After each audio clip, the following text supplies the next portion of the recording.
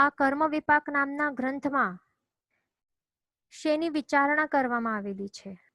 તો કર્મોના સ્વરૂપની ઓળખાણ થશે. કર્મ વિપાક એટલે કે કર્મનો ફળ, વિપાક એટલે કે ફળ, તો એના વિશે આવશે. કર્મ એટલે કે શું, કર્મબંધના કારણો આવશે. કર્મની જે મૂળ 8 પ્રકૃતિઓ છે, આપણને અહીંયા ફોટોમાં દેખાય છે આ 8 પ્રકારના જે મૂળ પ્રકૃતિઓ છે, તો તે આવશે ડિટેલમાં. એટલે એક એક શું છે. પછી એની વળી હજી આગળ 158 ઉત્તર પ્રકૃતિઓ થાય છે. એમાંથી બંધ કેટલાનું હોઈ શકે છે. પછી ઉદય હોય છે તો ત્યારે ઉદય કેટલાનું હોય અને સત્તા કેટલાનું હોઈ શકે છે. તો તે બધું જ આપણે જાણીશું આ પ્રથમ કર્મગ્રંથની અંદર. પછી આગળ કર્મબંધના હેતુ પણ આવશે કે શું કરવાથી કયા કયા પ્રકારના ને કેવા પ્રકારના કર્મનો બંધ થાય છે, તો તે પણ આગળ આવશે. પછી આગળના કર્મગ્રંથના અભ્યાસ માટે એટલે 2-3 જે પણ આગળના કર્મગ્રંથ છે તો એમના અધ્યયન માટે જે પણ ઉપયોગી એવા ટર્મ્સ હોય છે તો તે પણ અહીંયા આપણે આ ફર્સ્ટમાં શીખીશું. એટલે આપણો બેઝ જો સ્ટ્રોંગ થશે તો પછી આપણને આગળના કર્મગ્રંથોનું અધ્યયન સરળતાથી આપણે કરી શકશું. બરાબર. તો હવે આપણે લાસ્ટ ક્લાસમાં આપણે શું શીખ્યા હતા તો એનું આપણે થોડુંક રિવિઝન કરી લઈએ. તો લાસ્ટ ટાઈમ આપણે શું જોયું હતું કે આપણે જો દૃષ્ટિ અહીંયા ત્યાં વિશ્વમાં ફેરવીએ તો આપણે વિશ્વમાં શું દેખાય છે? તો આપણને વિશ્વમાં ઘણી જ બધી અસમાનતા દેખાય છે, ઘણી જ વિચિત્રતાઓ દેખાય છે. આપણને એવું ઘણી વખત આપણે બધાને ઈચ એન્ડ એવરીવન બધાને જ એવું લાગેલું જ હશે, એવા મનમાં એવા વિચાર કે ક્વેશ્ચન્સ આવેલા જ હશે કે હું સારો વ્યક્તિ તો છું, છતાં પણ હું શા માટે ગરીબ છું? અને બીજા જે પણ પાપ કરનાર છે તો તે અધર્મી જીવો એ શા માટે શ્રીમંત છે? એવા ક્વેશ્ચન્સ તો આપણે આવ્યા જ હશે ને, 1-2 વખત તો લાઈફમાં આવ્યા જ હશે. એવું પણ આવ્યું હશે કે મને જ શા માટે બધા તરફથી તિરસ્કાર મને શા માટે સહન કરવું પડે છે? અને ઘણો પ્રયત્ન કર્યા બાદ પણ મને શા માટે સફળતા પ્રાપ્ત થતી નથી? અને હું પૈસા કેમ ઘણા પ્રમાણમાં કમાવી શકતો નથી? પછી કેટલાકને એવું પણ આવે કે મને જ આવી સાસુમાં કેમ મળી, કેટલાકને થાય કે મને આવી વહુ કેમ મળી? પછી મારી સાથે કોઈ પણ શા માટે પ્રેમપૂર્વક વર્તન કરતો નથી? પછી બીજા તો કેટલા રૂપવાળા છે, શ્રીમંત છે, હું કેમ નથી? મેં તો કાંઈ કોઈની સાથે ખોટું કર્યું જ નથી આ ભાવમાં, તો પછી મારા ઉપર જ દુઃખનો પહાડ શા માટે તૂટી પડ્યો છે? આવા પ્રકારના પ્રશ્નો આપણને દિવસ રાત સતાવ્યા કરે છે. તો આ બધા પ્રશ્નોના જવાબ આ ગ્રંથમાં આવે. એટલે શાસ્ત્રકાર ભગવંતોએ કહ્યું છે કે આ બધા પ્રશ્નોના જવાબ માત્ર એક છે, એક જ કારણ છે, મુખ્ય કારણ છે કર્મ. તો આ બધા જ વસ્તુઓ જે થાય છે આપણા સાથે, તો એનું મુખ્ય કારણ શું છે? કર્મ છે. આપણા દ્વારા જે પણ પૂર્વભવોમાં કરેલા કર્મો છે તો એના કારણે જ આપણને આવી પ્રકારની પ્રતિકૂળ અવસ્થાઓનો સામનો કરવો પડે છે અને દુઃખોની અનુભૂતિ કરવી પડે છે. એટલે અહીંયા વિશ્વમાં જે પણ કાર્યો થાય છે તો તેના પાછળ કોઈક ના કોઈક કારણ તો અવશ્ય હોય જ છે. કારણ વિના કાર્યો થતા જ નથી. તો 5 કારણોની પણ આપણે વાત કરી હતી કે 5 કારણો હોય છે: નિયતિ, સ્વભાવ, કાળ, કર્મ અને પુરુષાર્થ. તો આ 5 પ્રકારના કારણો હોય છે કોઈ પણ કાર્યોની પાછળ. તો ભૌતિક ક્ષેત્રમાં જો આપણને સક્સેસફુલ થવું છે, એટલે ભૌતિક ક્ષેત્રમાં સક્સેસફુલ થવું કે નહીં થવું, તો તેના પાછળનું મુખ્ય કારણ શું છે? તો તે કર્મ છે. બરાબર. ભૌતિક ક્ષેત્રમાં આપણને સક્સેસ પ્રાપ્ત થાય છે કે નહીં, તો તેના પાછળનું મુખ્ય કારણ કર્મ છે. પણ પુરુષાર્થ જે છે તો તેની અંદર એક ગૌણ ફેક્ટર છે, ગૌણ કારણ છે. પણ ધાર્મિક ક્ષેત્ર વિશે જો આપણે જોઈએ તો મોક્ષ તરફ આગળ પ્રગતિ કરવા માટે કર્મો નહીં પણ પુરુષાર્થ તે મુખ્ય રોલ ભજવે છે. પણ ભૌતિક ક્ષેત્રમાં જે વ્યક્તિનું જેટલું પુણ્ય કર્મ હશે જોરમાં, તેટલી તેને પ્રગતિ થશે અને તેટલું એને ધનની પ્રાપ્તિ થશે. એટલે જો આપણને વિશ્વમાં થનારા જે પણ કાર્યો છે એના પાછળના જે કારણો છે, રીઝન્સ છે, તો એના કારણો વિશે આપણને જાણ હોય તો પછી આપણને જીવનમાં આવનારી જે પણ પ્રતિકૂળતાઓ છે તો એ પ્રતિકૂળતામાં પણ આપણે દુઃખ ન થાય, શોક ન થાય અને આપણે રુદન પણ નહીં કરીએ, રડીએ નહીં આપણે, અને આપણે એ વખતે સંભાવમાં રહી શકીએ છીએ. તો સંભાવમાં રહેવાથી શું ફાયદો થાય છે? હજી આગળ નવા કર્મોનો બંધ થતો નથી. એટલે અહીંયા કર્મ વિશે એ કારણ જે બને છે, આવા પ્રકારની વિચિત્રતાઓનું, અસમાનતાનું કે દુઃખનું કે સુખનું જે કારણ બને છે તો તે કર્મ બને છે. એટલા જ માટે આપણને કર્મ વિશે જાણવું અતિ આવશ્યક છે. અહીંયા આપણે 5 કારણો જોયા, બરાબર. તો હવે એમાંથી સ્વભાવ જે છે તો એ મુખ્ય કારણ બને છે કે જેના કારણે ભવી જીવ એ ભવી છે અને અભવી જીવ એ અભવી છે. એના પાછળનું મુખ્ય કારણ એમનો સ્વભાવ છે. તો સમવસરણમાં બેસીને અભવીનો જીવ એ ઝીણવાણી ને સાંભળે અને સાધુ ધર્મ પણ આગળ એ સ્વીકારી શકે છે.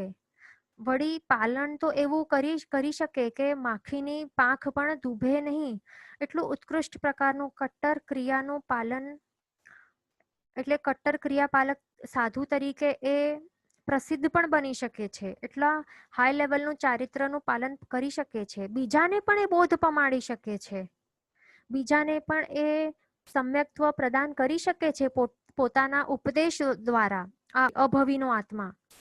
પણ છતાં એના પોતાના આત્મામાં જ મોક્ષની પ્રાપ્તિની યોગ્યતા રહેલી જ નથી. તો કેમ? કારણ કે તે અંદરથી એને સંસાર પ્રત્યેનો રાગ તો રહેલો જ હોય છે. સંસાર પ્રત્યેનો જે ઈચ્છા છે, પૌદ્ગલિક સુખોની ઈચ્છા તો અંદર બેઠેલી જ હોય છે એની અંદર. એટલા માટે તે નવગ્રહ થી ઉપર એ જઈ જ નથી શકતો, પાર કરી જ નથી શકતો. એટલે કે મોક્ષની પ્રાપ્તિ એ કરી જ નથી શકતો, બરાબર. તો એ આપણે સ્વભાવ જોયું, સ્વભાવ વિશે. પછી આવે છે આપણે કાળ વિશે જોઈએ. જે પણ સિઝનલ ફ્રૂટ્સ હોય છે તો તે જ્યારે પાકતા હોય છે તો તે શેના કારણે પાકે છે? કે અમુક સમય એ પાકે છે, અમુક ટાઈમ પછી એ પાકે છે, અથવા તો જે પણ નવી વસ્તુઓ હોય છે તો તે થોડાક ટાઈમ પછી જૂની બની જાય છે. તો એ શેના કારણે? તો તેમાં મુખ્ય ફેક્ટર કોણ ભજવે છે? મુખ્ય રોલ કોણ પ્લે કરે છે? તો તે કાળ છે. એના પાછળનું મેઇન કારણ, મુખ્ય કારણ શું બને છે? કાળ. પછી છેલ્લે આપણે નિયતિ વિશે જોઈ લઈએ. એટલે કે નિયતિ એટલે કે ભવિતવ્યતા. તો એના કારણે આપણું જ જીવ, એટલે અવ્યવહાર રાશિની નિગોદમાં અનંત જીવો રહેલા છે, પણ નિયતિના કારણે, ભવિતવ્યતાના કારણે આપણું જ જીવ વ્યવહાર રાશિની નિગોદમાંથી નીકળી શક્યો અને અનંતા બીજા જે પણ જીવો છે એમાં બધામાંથી આપણો જ નંબર લાગી શક્યો. તો એ શેના કારણે? મુખ્ય રોલ શું પ્લે કરે છે? નિયતિ. એટલે કે કોઈ પણ કાર્ય થાય એના પાછળ આ 5 માંથી કોઈક ના કોઈક 5 માંથી એક મુખ્ય કારણ તો રહેલું જ હોય છે, અને બીજા બાકી જે 4 કારણો હોય છે તો તે ગૌણ રોલ પ્લે કરે છે, ત્યારે તે મુખ્ય રોલ પ્લે નથી કરતા. હવે અહીંયા એક ક્વેશ્ચન આવેલું છે કે ભૌતિકના મુખ્ય કર્મ અને અધ્યાત્મના પુરુષાર્થ તે ડીપલી સમજાવો, લોજિકલી એક્સપ્લેન. તો હવે આપણે શું વાત કરી કે ભૌતિક ક્ષેત્રમાં આપણને સફળતા મળે એ શેના ઉપર ડિપેન્ડન્ટ હોય છે? તો એ પુણ્ય કર્મ ઉપર હોય છે, એટલે પુણ્ય કે પાપ કર્મ ઉપર ડિપેન્ડન્ટ હોય છે. એટલે મેઇન મુખ્ય કારણ એના પાછળનું કર્મ હોય છે. પુરુષાર્થ તે ગૌણ છે. હવે આપણે જો જોઈએ કે મજૂર હોય છે તો તે પુરુષાર્થ કેટલો કરે છે? એ કેટલો પુરુષાર્થ કરે છે, એ કેટલો મહેનત કરે છે. પુરુષાર્થ એટલે કે મહેનત, બરાબર. તો કેટલો મહેનત કરે છે, છતાં એને કેટલું ધન કમાવે છે? થોડુંક જ કમાવે છે, કારણ કે એનું ત્યારે પાપ કર્મોના ઉદય હોય છે, બરાબર. એટલે ભૌતિક ક્ષેત્રમાં એ સક્સેસફુલ બની નથી શકતો, કારણ કે એના પાછળનું મુખ્ય કારણ શું પ્લે કરી રહ્યો છે? પાપ કર્મ.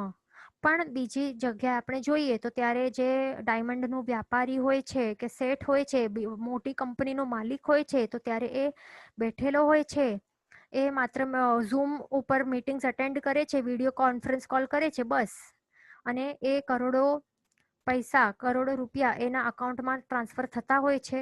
એટલે એમાં પુરુષાર્થ કેટલું કરે છે? બહુ ઓછું. આપણે કમ્પેર કરીએ તો પુરુષાર્થ શેનું વધારે છે? તો મહેનત કોની વધારે છે? મહેનત આ મજૂરની વધારે છે. પણ આ જે રીચ પર્સન છે તો એ ઓછો પુરુષાર્થ કર્યા પછી પણ એ એટલું બધું શા માટે, કેવી રીતે ઇઝીલી કમાવી શકે છે? કારણ કે એનું પુણ્ય જોરદાર છે, જોરદાર હૃદયમાં છે. એટલે ભૌતિક ક્ષેત્રમાં સક્સેસ પ્રાપ્ત થવા માટે મુખ્ય કારણ જો રહેલું હોય છે તો તે પુણ્ય કે પાપ કર્મ. પણ પુરુષાર્થ ત્યારે ગૌણ રોલ પ્લે કરે છે. એટલે એમ નહીં કે પુરુષાર્થ કરવું જ નહીં, એમ બેસી જવાનું તો પણ પુણ્યથી આવતો હોય, પણ કેટલાનો આવતો પણ હોય છે. આપણે શાલીભદ્રનું એક્ઝામ્પલ તો સાંભળ્યું જ છે ને. એ કાંઈ પુરુષાર્થ કરવા જતા હતા થોડુંક પણ? બિલકુલ નહીં. બેઠે બેઠા એમણે કેટલા મળતા હતા? 99 પેટીઓ દેવતાઓ મોકલતા હતા. એટલે ત્યારે એના ઉપરથી આપણને ખબર પડી શકે છે કે પુરુષાર્થનું રોલ કેટલું એટલે પુરુષાર્થ એ કેટલું રોલ પ્લે કરે છે, અને કર્મો કેટલો રોલ પ્લે કરે છે, ઇમ્પોર્ટન્ટ રોલ ભૌતિક ક્ષેત્રે.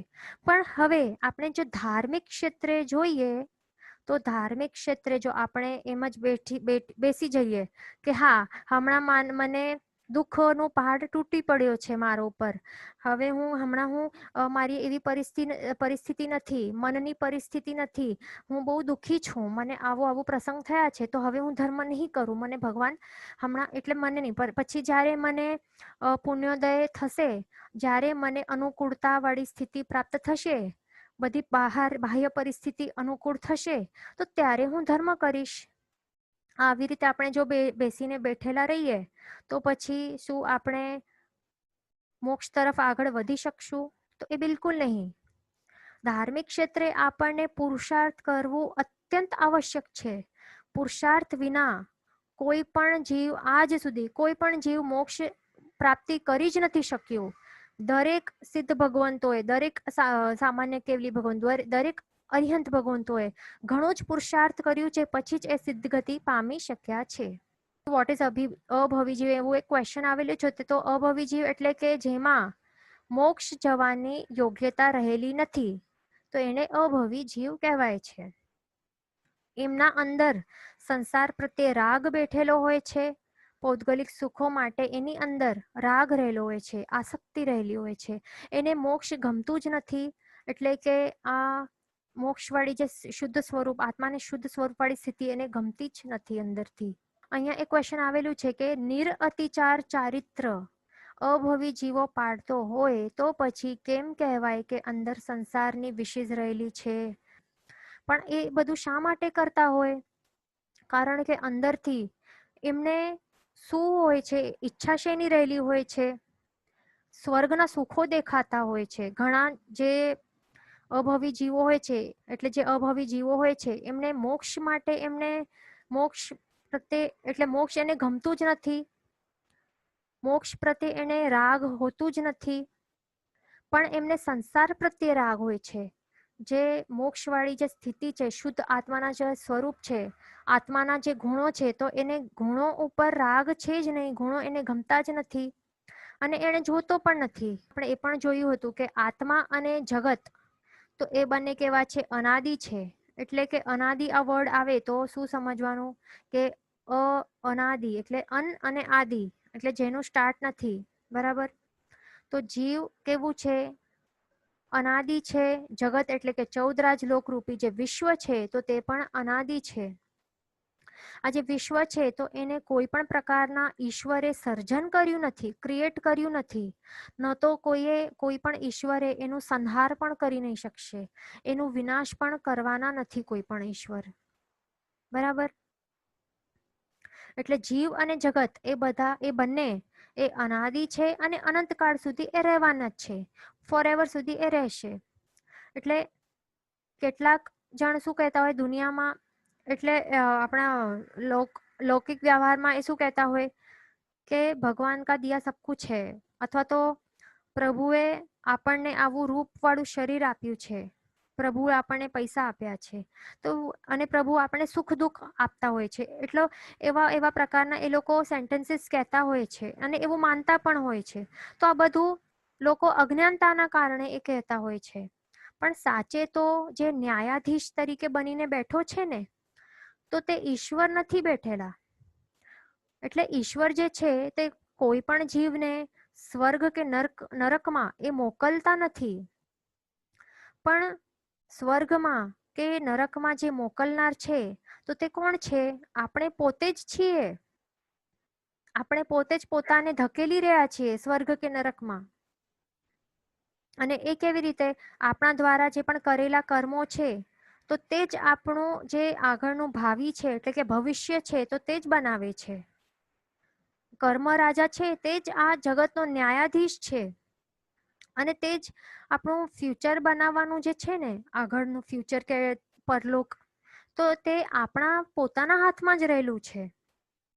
અને કરેલા કર્મોના હિસાબે જે કર્મરૂપી જે ન્યાયાધીશ છે, જે જજ કહેવાય છે ને કે ન્યાયાધીશ, તો એ આપણને સજા ફટકારશે.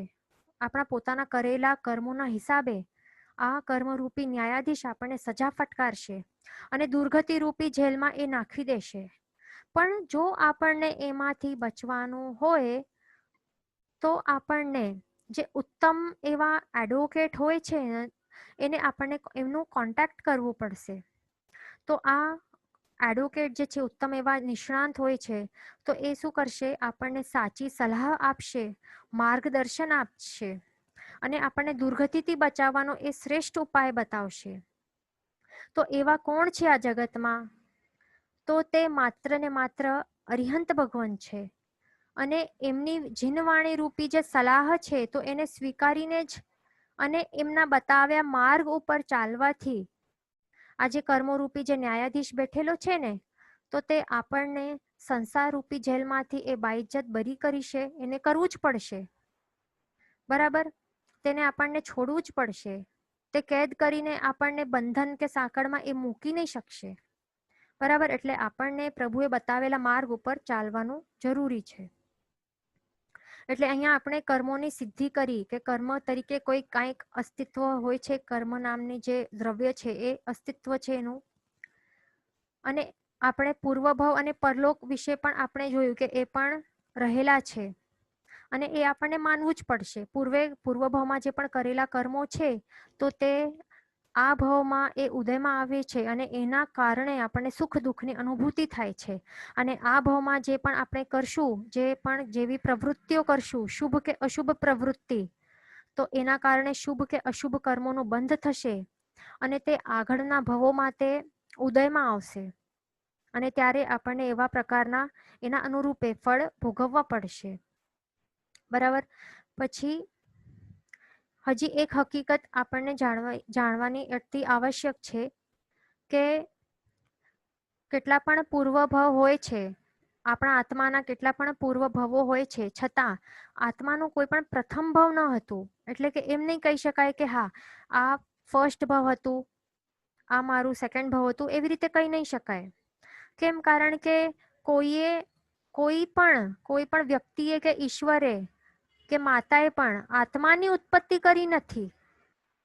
કોઈએ આત્માની ઉત્પત્તિ કરી જ નથી. એટલે કે જીવ અને જગત એ કેવા છે? અનાદિ છે અને અનંતકાળ સુધી રહેવાના છે. એ શાશ્વત છે. એટલે એને કોઈ ઉત્પન્ન કર્યું નથી, નિર્માણ પણ કર્યું નથી. પણ હવે છઠ્ઠા આરાની વાત આવે છે તો છઠ્ઠા આરામાં બધું જે પણ નાશ થશે તો ત્યારે જગતનું નાશ થશે નહીં, પણ જે પણ એટલે 14 રાજલોક રૂપી જે જગત છે, જે વિશ્વ છે, અથવા તો આપણે એકદમ પ્રિસાઇસલી કહીએ એક્ઝેક્ટલી કે 5 ભરત ક્ષેત્ર અને 5 ઐરવત ક્ષેત્ર, તો તેનો સર્વનાશ થઈ નહીં જશે. એ તો રહેશે, પણ માત્ર અશાશ્વતા પદાર્થોનો નાશ થશે ત્યારે. પણ શાશ્વતા પદાર્થો જે છે, મુખ્ય શાશ્વતા પદાર્થો, તો તે અચલ રહેશે, સ્થિર રહેશે અને એવા ને એવા જ રહેશે. હવે આગળ આપણે એ જોઈશું કે જીવ અને કર્મોનો સંબંધ તો તે ક્યારથી થયો છે સ્ટાર્ટ. એટલે કે આત્મા પ્રદેશો ઉપર કર્મનું આવરણ થવાનું સ્ટાર્ટ ક્યારે થયું અને કેવી રીતે થયું? તો એમાં શાસ્ત્રકાર ભગવંતો કહે છે કે જીવ અને કર્મોનો સંબંધ તો તે અનાદિકાળથી રહેલું છે. અને એવું નહીં કહી શકાય કે માત્ર બસ આ એક સમય પહેલા જ, બસ હમણાં જ કર્મ બંધ થયું છે એવું નહીં કહી શકાય. અથવા તો એમ પણ નહીં કહી શકાય કે હા 1000 વર્ષો પહેલા 1000 years પહેલા મારા કર્મનું બંધ સ્ટાર્ટ થવાનું ચાલુ થયું હતું, એવું બિલકુલ નહીં કહી શકાય. તો કેમ? કારણ કે અનાદિકાળ એટલે કે જેનું કોઈ સ્ટાર્ટ નથી. આ આત્મા જે છે તો તે અનાદિકાળ અનાદિ છે, એનું કઈ સ્ટાર્ટ નથી. તો હવે જ્યારે આપણે કહીએ કે કોઈ વસ્તુનો સ્ટાર્ટ નથી, આપણે જ્યારે એ કહીએ તો એનું મિનિંગ શું થાય છે કે એ વસ્તુનું નિર્માણ પણ થયું નથી. પણ જ્યારે આપણે કહીએ કે કોઈક વસ્તુનું સ્ટાર્ટિંગ છે તો એનું મિનિંગ શું થયું કે એ વસ્તુનું ક્યારેક નિર્માણ તો થયેલું જ હશે. એટલે આ વસ્તુનું નિર્માણ 100 વર્ષ પહેલા થયો છે, તો એવી રીતે આપણે કહી શકીએ જો વસ્તુનું નિર્માણ થયેલું હોય તો. બરાબર? એટલે આ વસ્તુનો સંબંધ કર્મોની સાથે 100 વર્ષથી છે એમ આપણે કહી જ નહીં શકીએ, કારણ કે આત્મા અને કર્મોની જે ઉત્પત્તિ છે તો તેણે કોઈ કરી જ નથી. આત્મા જેમ શાશ્વત છે તેવી રીતે કર્મો જે પૂતગલ છે તો તે મૂળ એનું જે દ્રવ્ય છે તો તે પણ શાશ્વત છે. કર્મોની પણ ઉત્પત્તિ કોઈએ કરી નથી. આ ખાસ સમજવાની વાત છે કે આત્મા પણ રહેલું જ છે, રહેલું જ હતું અને રહેશે. તેવી જ રીતે કર્મો પણ એ પણ અનાદિથી છે અને રહેવાના છે. કોઈએ આત્માએ કે કર્મોને બનાવ્યા નથી અને નિર્માણ પણ કર્યા નથી. એ બંને અનાદિકાળથી રહેલા છે. એટલે આત્મા અને કર્મોનું સંયોગ પણ છે ને તો તે અનાદિકાળથી જ રહેલું છે. એનું કોઈ પહેલું દિવસ નથી કે પહેલું દિવસ એટલે પહેલું દિવસ નથી સંયોગનું એનું. પણ જો આત્મા અને કર્મનો સંયોગ થયો જ ન હશે પહેલાથી, તો એવું જો કહેવામાં આવે કે આત્મા અને કર્મનો સંયોગ ક્યારે થયો જ નથી, તો પછી એવું સમજવું પડે કે કર્મનો સંયોગથી પહેલા આત્મા તો શુદ્ધ સ્વરૂપ વાળો હતો. બરાબર? આપણે રિપીટ કરીએ, જો આપણે એવું માનીએ કે આત્મા અને કર્મનો સંયોગ થયો નહીં હશે અને સૌ પ્રથમ વખત એનું ક્યારેક સંયોગ થયો હશે, તો એનું મિનિંગ શું થયું કે જ્યારે પહેલી વખત એનું સંયોગ થયું એનાથી પહેલા કેવું હતું? આત્મા શુદ્ધ સ્વરૂપ વાળો હતો ને. તો જો શુદ્ધ સ્વરૂપ વાળો હતો જ તો પછી એને મોક્ષની પ્રાપ્તિ થઈ જાત. તો એવી જ રીતે બધા જ આત્માઓની મોક્ષની પ્રાપ્તિ થઈ જાત, બધા જ સિદ્ધ ભગવંતો બની જાત. પણ આવું નથી બન્યું. અને આપણને એની પણ જાણ છે કે સિદ્ધ ભગવંતોએ તો પોતાના આત્માના શુદ્ધ સ્વરૂપને પ્રગટાવી દીધું છે ને. અને હવે તે શુદ્ધ સ્વરૂપમાં બિરાજમાન થઈ ગયા છે. અને હવેથી એમને જરા પણ કર્મોનું બંધ ક્યારે પણ થવાનું નથી. આગળ પણ ભવિષ્યમાં સાદી અનંત કાળ સુધી તે ત્યાં એવી જ શુદ્ધ દશામાં રહેવાના છે. એટલે એવું નહીં માની શકાય કે જીવો પહેલા શુદ્ધ અવસ્થામાં રહેલા હતા અને પછીથી એમને કર્મનો બંધ થયો. એવું તો બિલકુલ નહીં માની શકાય. તો હવે સંયોગ થયો તો ક્યારથી થયો? તો એમાં શાસ્ત્રકાર ભગવંતો શું કહે છે કે બધા જ આત્માઓનું 14 લોકમાં રહેલા બધા જ આત્માઓ તો તે પહેલાથી જ અશુદ્ધ અવસ્થામાં હતા. બધા જ આત્માઓ અશુદ્ધ અવસ્થામાં હતા અને કર્મ અને આત્માનો સંયોગ એ પહેલેથી જ હતું. અનાદિકાળથી એ રહેલું જ હતું સંયોગ. જેમ કે અહીંયા ફોટોમાં આપને દેખાય છે કે આ અશુદ્ધ ગોલ્ડ છે, ઇમ્પ્યોર ગોલ્ડ છે. માઇનમાં જેવી રીતે મળે છે તો તેવી જ રીતે હોય છે. બરાબર? એટલે કે આ ગોલ્ડની અંદર પહેલેથી જે કેવી રીતે હોય છે, ઇમ્પ્યોરિટીઝ મિક્સ્ડ હોય છે. અને પછી એના ઉપર વિશેષ પ્રયોગ, અગ્નિનો પ્રયોગ કરવામાં આવે છે તો ત્યારે આ શુદ્ધ સ્વર્ણ છે તો એ ગોલ્ડમાંથી જે અશુદ્ધિઓ તે સેપરેટ થાય છે, અલગ થઈ શકે છે. તો તેવી જ રીતે આપણા બધાનો આત્મા એ 14 લોક રૂપી જે સંપૂર્ણ વિશ્વમાં રહેલા જે પણ બધાના જ આત્માઓ એ પહેલાથી જ અશુદ્ધ હતા. એટલે કે કર્મોથી યુક્ત હતા પહેલેથી જ. અને પછી અકામ નિર્જરાથી અને અથવા તો સકામ નિર્જરા કરતા કરતા આત્મા આ કર્મોની નિર્જરા કરતો શું કરે છે? કર્મોથી હળવો બનતો જાય છે. એટલે કે પુરુષાર્થ કરવા દ્વારા, એટલે કે વિશિષ્ટ તપ, જપ, ધ્યાન, સાધના વગેરે કરતા કરતા આત્મા શું કરે છે?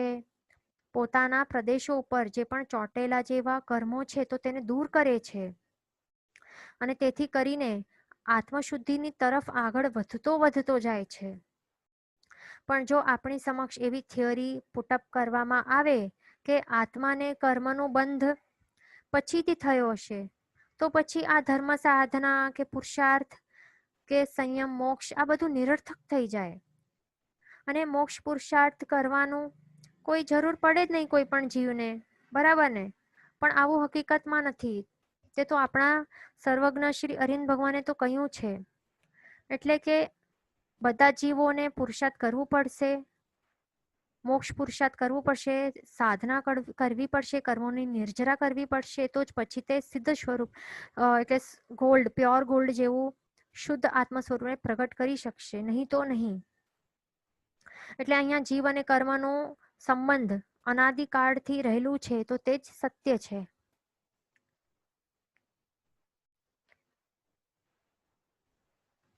અહીંયા એક ક્વેશ્ચન આવેલું છે કે જો આધુનિક મનુષ્ય એક પ્રશ્ન પૂછે કે જો શરૂઆત ન હોય તો અંત કેમ છે, તો અહીંયા એમ સમજી લેવાનું કે જેનું શરૂઆત ન હોય એટલે કે અનાદિ હોય તો તેનું અંત પણ નહીં હોય.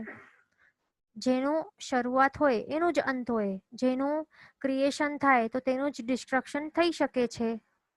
અને એમ પણ જેનું આપણને જે અહીંયા જગતમાં દેખાય છે ને ક્રિએશન અને ડિસ્ટ્રક્શન, તો તે શું છે? તો તે મૂળ દ્રવ્યથી કોઈનું ડિસ્ટ્રક્શન કે ક્રિએશન નથી થતું. પણ શું થાય છે? આ જે ક્રિએશન ડિસ્ટ્રક્શન એટલે કે નિર્માણ અને નાશ જે દેખાય છે તો તે પર્યાયોનું થાય છે. તે મૂળ દ્રવ્યોનું ક્રિએશન કે ડિસ્ટ્રક્શન થતું જ નથી. એ ઇમ્પોસિબલ છે. પૂતગલોનું પણ મૂળ દ્રવ્યનું નાશ થતું નથી, ન તો તે નિર્માણ થઈ શકે છે. આ ટેબલ જે છે તો તે ટેબલ તો એ શું, એ જ્યારે તૂટી જાય તો ત્યારે શું થાય છે? એ ટેબલ તોડીને કોઈક એનો પ્રોસેસ કરીને કંઈક બીજું કંઈક બનાવી દે. એટલે આ વુડમાંથી બુક્સ બનાવે છે ને, પેજીસ બનાવે છે. એટલે શું થયું છે? પહેલા તો ઝાડ હતું, ઝાડમાંથી સમજો કે ટેબલ બન્યું કે પછી બુક બન્યું. તો આવી રીતે શું થાય છે? એના પર્યાય બદલાય છે. એનું કઈ ડિસ્ટ્રક્શન થતું નથી, મૂળથી ડિસ્ટ્રક્શન થતું જ નથી પૂતગલોના, માત્ર એના પર્યાયો બદલાય છે. એ સમજવાનું એકદમ ઇમ્પોર્ટન્ટ છે, બરાબર? એટલે મૂળથી કોઈ પણ દ્રવ્યનું ડિસ્ટ્રક્શન કે નિર્માણ એ પોસિબલ નથી. એટલે નિર્માણ કે નાશ કરવાનું એ પોસિબલ છે જ નહીં, બરાબર? માત્ર પર્યાયોનું નિર્માણ થાય છે અને એનું નાશ થાય છે. આપણે પ્રભુએ ત્રિપદી પ્રદાન કરી છે ગણધર ભગવંતોને. એમાં શું આવે છે? ઉપનયવા, વિગમયવા, ધુવૈવા. એટલે કે શું છે એમાં શું છે કે દ્રવ્યોના પર્યાય એ શું થાય છે? ઉત્પન્ન થાય છે. દ્રવ્યોના પર્યાય નાશ પામે છે. પણ મૂળ દ્રવ્ય છે તો તે કેવી રીતે સ્થિર રહે છે, ધ્રુવ રહે છે, બરાબર? આ ત્રિપદીમાં જ બધા આન્સર્સ છે, બધા ક્વેશ્ચનના આન્સર્સ રહેલા છે. એટલે કે આત્માનો અને પૂતગલોના જે પર્યાયો છે તો તેની ઉત્પત્તિ થાય છે અને નાશ થાય છે. છતાં મૂળ દ્રવ્ય, આત્મા અને પૂતગલોનું મૂળ દ્રવ્ય, એ મૂળ દ્રવ્યનું એ કેવી રીતે રહે છે? એ સ્થિર રહે છે, ધ્રુવ રહે છે. મૂળ દ્રવ્ય તરીકે એમનું ઉત્પત્તિ કે નાશ થતું નથી, માત્ર પર્યાયથી એમનું ઉત્પત્તિ અને નાશ થાય છે. એ સમજવાનું બહુ ઇમ્પોર્ટન્ટ છે. પછી આગળ આપણે જોઈએ કે અહીંયા બીજું ક્વેશ્ચન આવે છે કે અકામ અને સકામ નિર્જરામાં ડિફરન્સ શું છે? તો અકામ નિર્જરા એટલે કે જે જબરદસ્તીથી સહન કરવું પડે છે. જેમ કે અહીંયા બહાર ટ્રીઝ હોય છે તો ટ્રીઝને ઠંડી, ગરમી, વરસાદ બધું કષ્ટો સહન કરવા પડે છે. પોતાની ઈચ્છા નથી છતાં એમને સહન કરવા પડે છે. તો એના કારણે એમને કર્મોની નિર્જરા જે થાય છે, કર્મોનો ક્ષય થાય છે, તો તેને શું કહેવાય છે? અકામ નિર્જરા કહેવાય છે. એટલે કે ઈચ્છાથી નહીં, પણ કેવી રીતે? જબરદસ્તીથી, સ્વેચ્છાથી નથી, પણ જબરદસ્તીથી જે સહન કરીને, કષ્ટો સહન કરીને જે કર્મોનો ક્ષય થાય છે, નિર્જરા થાય છે, તો તેને અકામ નિર્જરા કહેવાય છે. પણ સકામ નિર્જરા એટલે કે સકામ એટલે કે જે પુરુષાર્થ કરીને, સામેથી કષ્ટ સહન કરીને જે કર્મોની નિર્જરા કરવામાં આવે છે. જેમ કે આપણા સર્વવીરથી ગુરુ ભગવંત અલગ અલગ પ્રકારના કષ્ટો વગેરે સહન કરીએ છીએ, બરાબર? તો એના દ્વારા શું થાય છે, કર્મોની નિર્જરા કરવા દ્વારા આપણને મોક્ષની પ્રાપ્તિ થઈ શકે છે. હવે આપણે કર્મનું સ્વરૂપ સમજવા આપણે પ્રયત્ન કરશું. મેન આપણું કર્મ ગ્રંથ છે, એટલે કર્મનું સ્વરૂપ કેવું છે. તો આ વિશ્વ જે છે, તો અહીંયા આપણે વર્ગણા વગેરે એકદમ ઇમ્પોર્ટન્ટ છે. આ બેઝ છે. જો આ બધું આવડશે, આ બધું સમજાઈ જશે, તો પછી આપણે આગળના પણ આપણે બરાબર આપણને સમજાશે. એટલે આ બેઝ સ્ટ્રોંગ હોવું જોઈએ. તો આપણે કર્મનું સ્વરૂપ જોઈએ કે શું છે. તો આ વિશ્વ જે છે એ ષડ દ્રવ્યોથી બનેલું છે. તો 6 દ્રવ્ય ક્યાં ક્યાં છે? જીવાસ્તિકાય, પૂદગલાસ્તિકાય, ધર્માસ્તિકાય, અધર્માસ્તિકાય, આકાશાસ્તિકા ને કાળ. બરાબર. તો આ 6 દ્રવ્યો સિવાય કોઈ પણ 7મા પ્રકારનું દ્રવ્ય આ વિશ્વમાં રહેલું જ નથી. તો હવે આપણે આ ષડ દ્રવ્યો છે, 6 દ્રવ્યો છે, તો એની અંદર જે રૂપી દ્રવ્ય છે, તો તે કોણ છે? રૂપી દ્રવ્ય જે છે તે માત્ર એક જ છે. તો એ શું છે? રૂપી દ્રવ્ય જે રહેલો છે તે એક જ છે અને તે જડ છે, તે અચેતન પણ છે. તો તેની જ વાત કરશું. તો તે શું છે? તે પૂદગલાસ્તિકાય છે. તો સંપૂર્ણ 14 રાજલોકમાં આ પૂદગલના જે દ્રવ્ય છે, તો તે ઠાસીને ભરાયેલું છે. આ 14 રાજલોકમાં પૂદગલ, આ 14 રાજલોક એ પૂદગલ દ્રવ્યથી ઠાસીને ભરાયેલું છે. અને ષડ દ્રવ્યોમાંથી માત્ર આ પૂદગલાસ્તિકાય જે છે ને, તો તે જ રૂપી દ્રવ્ય છે. એટલે કે તેનું વર્ણ, ગંધ, રસ, સ્પર્શ છે. એટલે કે આપણને પૂદગલોના વર્ણ, ગંધ, રસ, સ્પર્શ તે આપણને આપણા પાસે રહેલી ઇન્દ્રિયો દ્વારા અનુભવ થઈ શકે છે. આ વર્ણ, ગંધ, રસ, સ્પર્શનો એટલે આંખોથી પૂદગલોના વર્ણ દેખાય, નાકથી ગંધની જાણ થાય, જીભ વડે રસની જાણ થાય અને ચામડી વડે અલગ અલગ જે પ્રકારના જે સ્પર્શ હોય છે, તો તેની પણ જાણ થઈ શકે છે.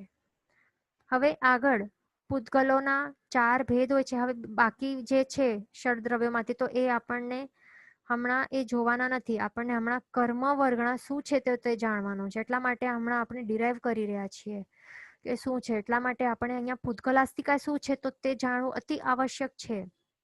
આ બહુ ઇમ્પોર્ટન્ટ ટોપિક છે, તો એ સમજવાનું જરૂરી છે. તો અહીંયા પૂદગલોના 4 ભેદ કહેલા છે. તો એ શું છે? સ્કંધ, દેશ, પ્રદેશ અને પરમાણુ. તો આ બેઝ છે. આ બહુ ધ્યાનથી સાંભળજો. એના ઉપરથી આપણને વર્ગણા શું છે એ સમજાશે, નહીં તો નહીં સમજાશે. પછી વારંવાર આ ટર્મ્સ યુઝ કરવામાં આવશે તો ત્યારે આપણને ક્વેશ્ચન માર્ક રહેવું ન જોઈએ માઇન્ડમાં કે આ શું છે. બરાબર. તો આ સ્કંધ, દેશ, પ્રદેશ અને પરમાણુ, તો તે સમજવા માટે શાસ્ત્રકાર ભગવંતોએ મોદકનું દ્રષ્ટાંત અહીંયા બતાવે છે કે આ મોદક જે છે તો તે તો પૂદગલોથી જ બનેલું છે.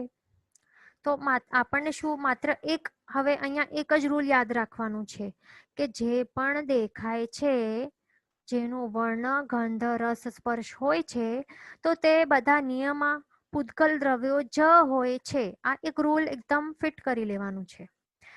જે દેખાય છે, જેનું વર્ણ, ગંધ, રસ, સ્પર્શ છે, તો તે નિયમમાં શું છે? રૂપી એવા પૂદગલ દ્રવ્યો જ છે, બસ. અને પૂદગલ દ્રવ્યો કેવા છે? જડ છે, અચેતન છે. બરાબર. હવે આગળ આપણે જોઈએ કે આ સંપૂર્ણ જે મોદક અહીંયા દેખાય છે, તો તે સંપૂર્ણ મોદકને સ્કંધ કહેવાય છે. એટલે કે વસ્તુનો આખો ભાગ તેને સ્કંધ કહેવાય છે. પછી નેક્સ્ટ દેશ. તો સ્કંધમાંથી માનો ભાગ પણ એ જોડાયેલો છે. અમુક ભાગ, સ્કંધનો અમુક ભાગને દેશ કહેવાય છે, પણ તે સ્કંધથી છૂટો પડેલો નથી. અને આ સ્કંધના હજી આગળ નાના ક્લાસિફિકેશન કે ડિવિઝન થઈ શકે છે, તે પોસિબલ છે. તો તેને શું કહેવાય છે? દેશ કહેવાય છે. પછી આવે છે પ્રદેશ. તો પ્રદેશ એટલે સ્કંધનો નાનામાં નાનું, છેલ્લામાં છેલ્લો ભાગ, સૂક્ષ્મ અંશને પ્રદેશ કહેવાય છે. કે જેનું હજી આગળ કેવલી ભગવાનની દૃષ્ટિથી પણ જેના 2 ભાગ થવાના બિલકુલ પોસિબલ નથી, તો તેને શું કહેવાય છે? પ્રદેશ કહેવાય છે. અને અહીંયા એક કન્ડિશન છે, રૂલ છે કે આ પ્રદેશ જે છે ને, અહીંયા રેડ કલરથી માર્કિંગ કરેલું છે, તો તે અહીંયા ભલે મોટું આપણને બતાવવા માટે બતાવ્યું છે, પણ તે ઘણું જ સૂક્ષ્મ હોય છે, નાનું હોય છે. તો કન્ડિશન એક જ છે કે આ પ્રદેશ જે છે તો તે સ્કંદથી જોડાયેલો જ હોવું જોઈએ. It must be a part of the Skand. એનાથી છૂટો હોવો ન જોઈએ. કારણ કે જ્યારે પ્રદેશ એ સ્કંદથી છૂટો પડશે ને તો ત્યારે જ એને શું કહેવાશે? એને પરમાણુ કહેવાશે. પ્રદેશ જ્યારે છૂટો પડે તો ત્યારે એને પરમાણુ કહેવાય છે. પરમાણુ એટલે કે શું? પરમાણુ પરમ અણુ એનું સંધિ છૂટી કરવામાં આવે તો શું થાય છે? પરમ અણુ બને છે. પરમનું મિનિંગ છે કે અંતિમ. પરમ એટલે કે અંતિમ અને અણુ એટલે કે અંશ. છેલ્લામાં છેલ્લો અંશ, નાનામાં નાનો સૂક્ષ્મ અંશ. બરાબર. તો હવે આપણે આ પૂતગલ દ્રવ્યોના 4 ભેદો જાણી લીધા. તો હવે આપણે પૂતગલ દ્રવ્યો 2 પ્રકારે રહેલા હોય છે તો તે આપણે જાણીશું કે પૂતગલ દ્રવ્યો 2 પ્રકારે રહેલા હોય છે. તો પહેલું છે પરમાણુના સ્વરૂપમાં. અહીંયા આપણને જે દેખાય છે પરમાણુ જે ઇન્ડિપેન્ડન્ટ છે તો ઇન્ડિપેન્ડન્ટલી અહીંયા રહેલા હોય છે. અને બીજું છે સ્કંધના સ્વરૂપમાં. અહીંયા કંઈક રિક્વેસ્ટ આવ્યા છે કે અહીંયા ધર્માસ્તિકાયના રંગ સ્પર્શ હોય છે. તો ધર્માસ્તિકાય અધર્માસ્તિકાય છે ને અને આકાશાસ્તિકાય એ ત્રણે કેવા હોય છે? એના અરૂપી હોય છે અને એના વર્ણગંધ રસ સ્પર્શ નથી. અને આત્મા પણ એટલે કે જીવ એટલે આત્મા ધર્માસ્તિકાય અધર્માસ્તિકાય અને આકાશાસ્તિકાય અને કાળ એ કેવા હોય છે? એ અરૂપી દ્રવ્ય છે. રૂપી માત્ર એક જ છે, તે પૂતગલ છે. પછી બીજું અહીંયા આવે છે કે પ્લીઝ એક્સપ્લેન દેશ વન્સ અગેન. તો દેશ એટલે કે શું છે? સ્કંધનો અમુક ભાગ એટલે કે કોઈ પણ એક સ્કંધ હોય છે, વસ્તુ હોય છે તો વસ્તુનો એક અમુક ભાગ, અ પાર્ટ ઓફ ધ વસ્તુ કે જે એનાથી છૂટો પડેલો નથી but it is a part એટલે એનો એક ભાગ રહેલું છે, એનાથી છૂટો પડેલો નથી તો તેને શું કહેવાય છે? દેશ કહેવાય છે. તો સ્કંધ ઘણા દેશોથી બનેલા હોય છે, અલગ અલગ અલગ અલગ અલગ અલગ મોટા નાના પ્રમાણના એવી રીતે દેશોથી બનેલા હોય છે. પણ કન્ડિશન એક જ હોય છે કે તે છૂટો પડેલો હોવો ન જોઈએ. પણ જ્યારે આ અમુક જે દેશ છે એ જ્યારે સ્કંધથી છૂટો પડી જાય છે તો ત્યારે આ દેશને સ્કંધ કહેવાય છે. કારણ કે હવે એ છૂટો પડી ગયો તો હવે એ એક પોતે અલગ સ્કંધ બની ગયો છે, ઇન્ડિપેન્ડન્ટ સ્કંધ બની ગયો. પછી અહીંયા છે વોટ ઇઝ સ્કંધ. તો સ્કંધ એટલે કે કોઈ પણ એક વસ્તુ હોય છે ને, પૂતગલો કોઈ પણ એક વસ્તુનો આખો ભાગ તો તેને સ્કંધ કહેવાય છે. અહીંયા મોદકના લાડુનું એક્ઝામ્પલ આપેલું છે. તો આપણે કોઈ પણ એના જગ્યા કોઈ પણ પૂતગલ વસ્તુ જે પણ આપણને દેખાય છે તો કોઈ પણ પૂતગલ વસ્તુનો આપણે એક્ઝામ્પલ લઈ શકીએ છીએ. જેમ કે ટેબલ હોય તો એક આખો ટેબલ હોય છે તો તેને પણ સ્કંધ કહેવાય. એના અલગ અલગ પાર્ટ્સ હોય છે તો એને અલગ અલગ પાર્ટ્સને દેશ કહેવાય. બરાબર. એવી રીતે ફક્ત જ્યારે જોઈન્ટ હોય તો પ્રદેશ અને અલગ થાય તો પરમાણુ. અહીંયા ક્વેશ્ચન છે કે ફક્ત જ્યારે જોઈન્ટ હોય તો પ્રદેશ અને અલગ થાય તો પરમાણુ કહેવાય. તો હા, તો જ્યારે સ્કંધથી જોડાયેલો રહેલો હોય છે તો ત્યારે એ સ્કંધના નાનામાં નાના સૂક્ષ્મ અંશને પ્રદેશ કહેવાય છે. પણ જ્યારે આ જ પ્રદેશ એ જ સેમ ટુ સેમ પ્રદેશ એ જ કણ નાનામાં નાનો અંશ જ્યારે એ છૂટો પડી જાય છે તો ત્યારે જ એને શું કહેવાય છે? એ જ પ્રદેશને પરમાણુ કહેવાય છે. હવે આ ઇન્ડિપેન્ડન્ટ થઈ જાય છે, અલગ થઈ જાય છે તો ત્યારે આ પ્રદેશને જ પરમાણુ કહેવાય છે. એટલે દેશ એટલે એનું દેશ જે છે ને, અહીંયા ક્વેશ્ચન આવેલું છે કે દેશ અને પ્રદેશનો ડિફરન્સ. તો દેશ જે છે ને તો એનું હજી આગળ વિભાગ થઈ શકે છે, ડિવિઝન થઈ શકે છે, વિભાજન થઈ શકે છે. પણ પ્રદેશ જે છે ને તો પ્રદેશ જે છે ને એનું હજી આગળ 2 ભાગ થઈ શકવાના નથી. પ્રદેશનું વ્યાખ્યા શું કરીએ આપણે? પ્રદેશ એટલે કે વસ્તુનો નાનામાં નાનો છેલ્લો સૂક્ષ્મ અવિભાજ્ય અંશ કે જેના હવે આગળ 2 ભાગ થવાનો બિલકુલ પોસિબલ જ નથી. કેવલ જ્ઞાની ભગવાનની દ્રષ્ટિથી પણ એ પોસિબલ નથી. એના 2 ભાગ હજી 2 ટુકડા થઈ જ નહીં શકે. એટલા નાનામાં નાનું ડોટ હોય છે, ડોટથી પણ ડોટ, એને પ્રદેશ કહેવાય છે. અને એ જ પ્રદેશ જ્યારે સ્કંધથી છૂટો પડી જાય, ઇન્ડિપેન્ડન્ટ થઈ જાય છે તો ત્યારે એને પરમાણુ કહેવાય છે.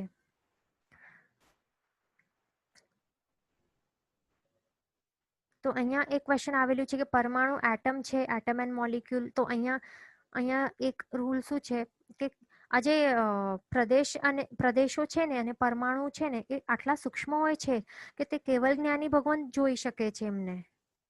આપણે કોઈ પણ પ્રકારના હાઈ એટલે બહુ જ ડેવલપ્ડ ઇલેક્ટ્રોન માઇક્રોસ્કોપ કે કંઈ પણ લઈએ ને તો એ આપણને દેખાતા નથી. કેવા પણ હાઈ પાવરના માઇક્રોસ્કોપ હોય કે કોઈ પણ ઇન્વેન્શન્સ હોય છે તો તેને આપણે કોઈ પણ સાયન્ટિફિક ઇન્સ્ટ્રુમેન્ટ્સ વડે જોઈ નથી શકતા. આટલા સૂક્ષ્મ હોય છે આ પ્રદેશો. તો અહીંયા જે એટમ્સ જે બતાવે છે ને સાયન્સમાં, તો તે એટમ્સ પણ શું છે, તે પોતે સ્કંધ છે. એ સ્કંધ પોતે પ્રદેશોથી બનેલા હોય છે. અહીંયા જે માત્ર એકને અહીંયા પ્રદેશ નહીં સમજવાનું, પણ આ અનંતા કે અસંખ્યતા એવા નાના પ્રદેશો જ્યારે ભેગા થાય તો ત્યારે એ પ્રદેશોના સમૂહને શું કહેવાય છે?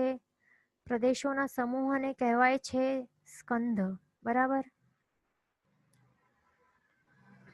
તો તે આપણે સમજી લીધું.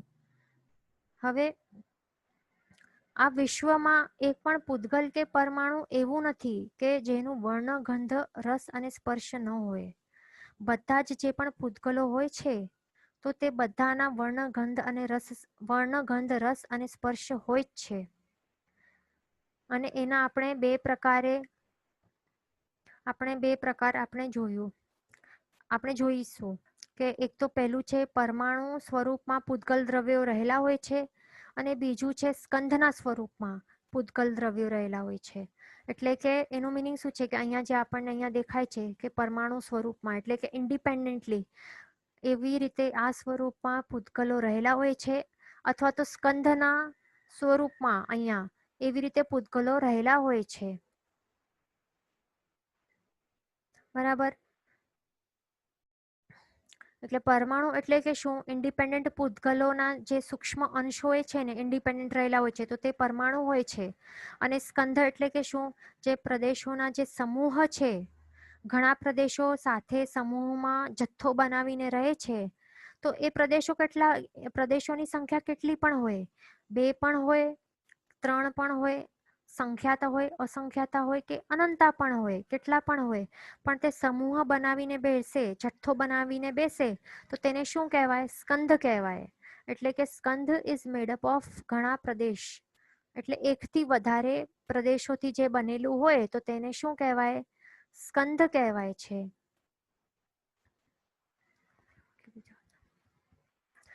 અહીંયા ક્વેશ્ચન છે કે પરમાણુ ફક્ત પૂતગલને જ હોય કે બીજા દ્રવ્યમાં પણ હોય? તો પરમાણુ જે છે તો તે માત્ર ને માત્ર પૂતગલ દ્રવ્યમાં જ એનું ભેદ છે. બીજા કોઈ પણ ષડદ્રવ્યોમાંથી પરમાણુ તરીકે કોઈ પણ ભેદ નથી. બરાબર? પછી આગળ આપણે જોઈએ કે આ જે આખો વિશ્વ છે તો તે આ પૂતગલ દ્રવ્યોથી ઠાસીને ભરેલું છે. અને આપણે એ પણ જોયું કે પૂતગલ દ્રવ્યો માટે આ રૂલ રહેલું છે કે તે નિયમા વર્ણ, ગંધ, રસ અને સ્પર્શવાળા હોય છે. તો પછી આપણને એવો પ્રશ્ન આવી શકે કે આપણને આ વિશ્વમાં ઠાસીને ભરેલા એવા પૂતગલો ક્યાં દેખાય છે?